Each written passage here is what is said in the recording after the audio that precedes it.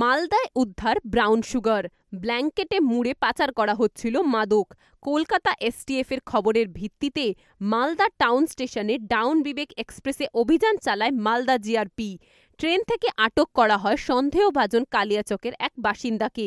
তার কাছে থাকা ব্ল্যাঙ্কেট সার্চ করতেই উদ্ধার হয় 4 কেজি 460 গ্রাম ব্রাউন সুগার, যার বাজার মূল্য আনুমানিক 2,20,00,000 টাকা।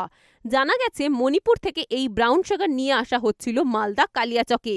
এই চক্রের সঙ্গে আর কারা জড়িত আছে খতিয়ে দেখছে মালদা টাউন স্টেশনের জিআরপি। আমাদের কাছে একটা খবর আসছিল কলকাতা এসটিএফ থেকে যে ভারী মাত্রা ব্রাউন সুগার যাচ্ছে ডাউন বিভাগ এক্সপ্রেসে।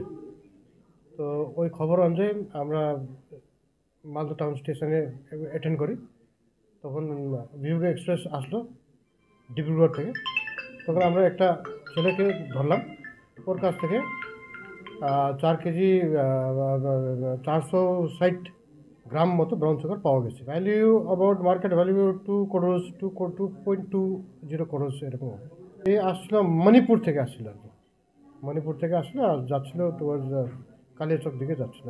এটা বিবেক এক্সপ্রেস, ডাউন বিবেক এক্সপ্রেস, যেটা ডিব্রুগড় থেকে কন্যাকুমারী যায়, ওই ট্রেনে ছিল আর কি। আমার স্পেশাল ট্রেন না, এমনি normal train, express train, Delhi train যায় ওটা। একজন অ্যারেস্ট।